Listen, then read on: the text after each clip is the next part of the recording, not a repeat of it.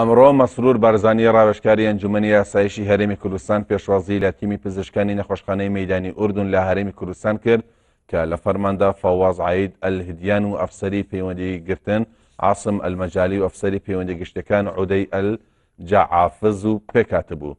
لە دیدارێکدا سەرەتا مەسرور بارزانی سپاسی هەوڵ و ماندووبوونەکانی کردن و ڕایگەیاند کە ئێمە وەک هەرێمی کوردستان سپاسی جەلالەتی مەلیک عەبدوڵڵا دەکەین بۆ ڕاستباردننی تیمی پزیشکی ئوردون کە بێن هاوکاری پێشمەرگە بکەن.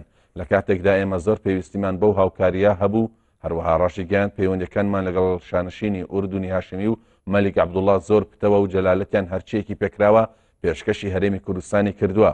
ئەمەش جێڕێز و پێزانینی گەلی کوردستانە. هیوای پتەوترکردنی زیاتری ئەو پەیوەندیانەش دەخوازین.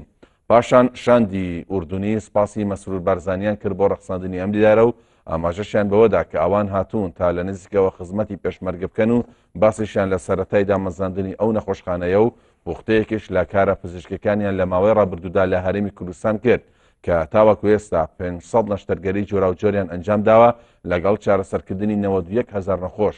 ڕاشیانگەیان کە ئێمە بەبوونمان لە هەرێمی کوردستان خۆشحاڵین و ئەوەی لە تواناشمان دابێت جێبەجێی دەکەین. لە بەرامبەر ئەمەشدا ڕاوێژکاری ئەنجومەنی یاسایشی هەرێمی کوردستان سوپاسی کار و خزمەتگوزارەکانی ئەو تیمە پزیشکیی کرد کە تا ئێستا ژمارەیەک پێشمەرگەی برینداری چارەسەر کردووە و ڕۆڵی ئەوانی بە گرنگ وەسف کرد. ڕاشیگەیاند ئێوە لە وڵات و لە ناو کەس و کاری خۆتانن. هەر لەو دیدارەدا پێداویستە پزیشکەکانی نەخۆشخانەی مەیدانی ئوردون تاوتوێ کرا و مەسرور بارزانی داوای لەلایەنی پەیوەنددار لە هەرێمی کوردستان کرد کە هەموو کاراسانیەک بۆ کارەکانیان بکرێ.